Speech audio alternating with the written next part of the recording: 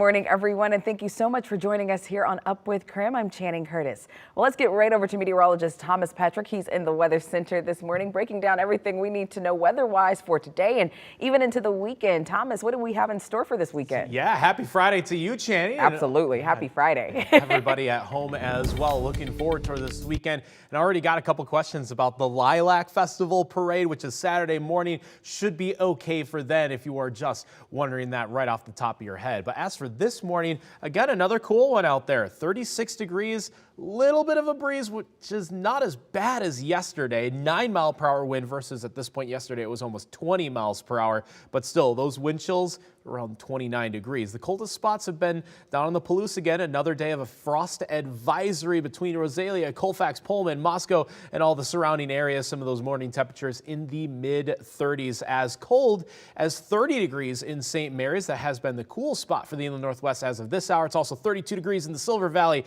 at both Wallace and Kellogg, 35 in Coeur d'Alene. So it's cool out there, yes, but later on today we will be watching for any activity on Doppler radars. A couple very light showers near the Republic area just off to our north. That will light up into some much more scattered showers across the inland Northwest, especially after the noon and 1 o'clock hour today. And yeah, there is a chance for thunderstorms this afternoon, even though those temperatures are only in the mid-50s. So we're tracking shower chances for the next 2 days. We'll help you dodge those heading into the weekend in just a few minutes.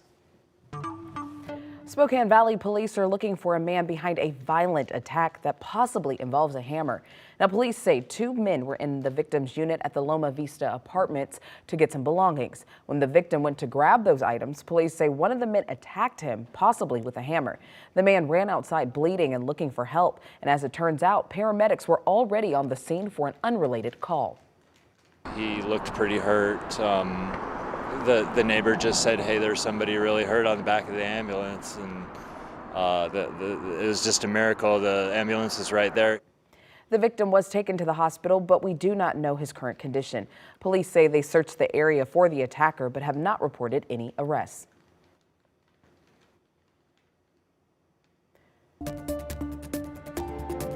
The nation's supply of baby formula is being reinforced by shipments from Europe as President Biden has authorized the first Operation Fly Formula flights. Cargo planes are being sent to Switzerland to pick up 246 pallets of Nestle formula. The White House is prioritizing hypoallergenic formula because it serves a critical medical need and is in short supply. The FDA commissioner told lawmakers that a closed formula plant in Michigan could soon be up and running once again. That plant, owned by Abbott Nutrition, is one of the largest in the U.S. It was closed in February after inspectors noted possible food safety violations that led to contaminated baby formula. Now, as many parents across the country struggle to find formula, a local organization says that they can still help families in need even though their own formula supplies are low. This morning, Krim 2's Malia Kamal joining us live from the newsroom to talk more about how some of the tips that this family resource organization, Vanessa Behan, is sharing with their clients. So Malia, how are they even dealing with the formula shortage? Good morning, Channing. I spoke with the executive director at Vanessa Behan, Amy Vega. Now, she shared with me that they have a lot of families that have reached out to them for this particular item. Vega explains that while they are well equipped to help those that have been but they've been greatly impacted by the shortage as well. Now, currently, they aren't receiving a lot of formula donations. To keep their shelves stocked, she says they could use the public's help with formula donations. However, you can still contact them if you're looking for formula, especially if you have questions about what to do if you're running low. And what we're finding now is that we're struggling to find the formula that a child might be on. We really don't want to switch a parent's formula. And so we're really just working with parents to kind of navigate that with them as far as, are they okay if we can't find that formula that they need, switching them to a comparable generic brand, or will we have to ask a parent to bring in that formula? Vega also says, do not try to stretch out your supply by adding water. It's just not safe. Now, some parents have mistakenly taken this measure to stretch out the formula, but for some families, the shortage has also become a financial burden. She stresses that organizations like Vanessa Behan and WIC can help parents with resources. Also, in an emergency situation, your child's pediatrician is a great resource. In the newsroom, Malia Kamal, Krim 2 News. Well, former Gonzaga point guard and NBA player John Stockton has written a letter of support for a Utah woman who was involved in the January 6th attacks on the Capitol. The woman, Janet Bueller, was arrested in July of 2021. She has since pleaded guilty to parading in a Capitol building as part of a plea deal.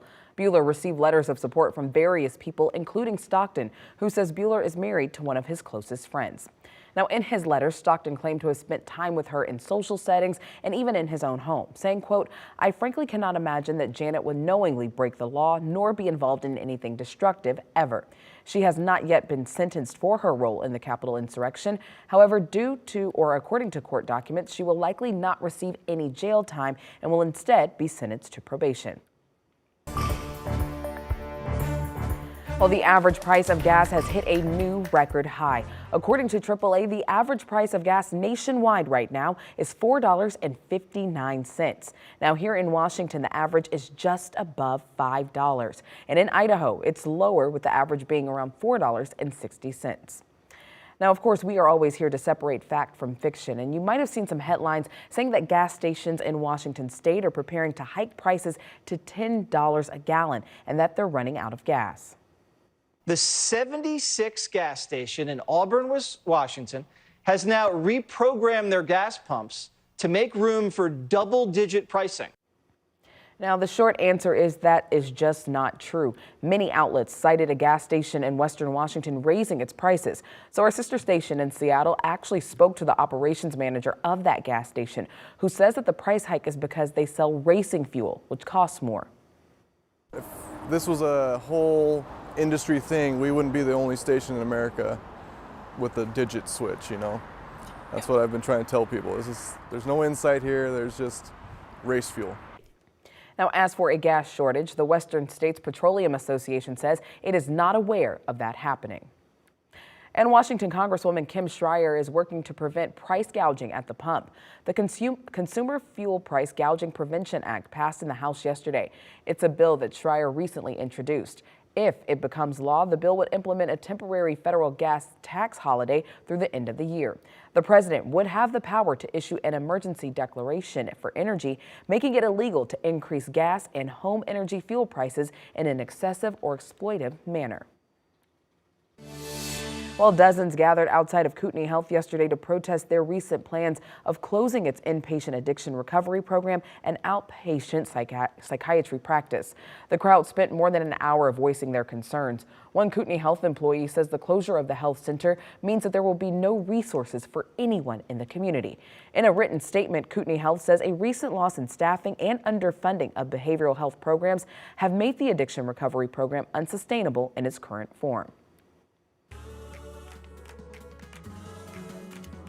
Time now for your Morning Rush. More news in less time. A former Idaho lawmaker who was convicted of rape is now asking for a new trial. Aaron Von Ellinger's attorneys filed court documents saying that there was insufficient evidence. Von Ellinger is also asking to be released in the meantime. Now, last month, a jury found Von Ellinger guilty of raping a 19-year-old statehouse intern. A judge in the case of Lori Vallow will issue a written decision on a date for her joint trial with her husband, Chad Daybell. Vallow and Daybell are charged with murder and conspiracy to commit murder in the deaths of Vallow's children. Daybell's trial is scheduled to begin January 9th, but Vallow's is scheduled to begin October 11th. The reason for the date difference is that Vallow is reserving her right to a speedy trial, while Daybell has waived that right. Well, 2 orphaned black bear cubs rescued from wildfires here in eastern Washington last summer have now been released back into the wild. They've been receiving treatment at the Paws Wildlife Center in western Washington. Now, the bears are believed to be brothers and suffered severe burns and smoke inhalation. They were taught to forage for food and even fend for themselves at Paws. And that's a look at your Morning Rush. COVID cases are slightly rising, but now kids ages 5 to 11 will be able to get an extra dose of protection against the virus.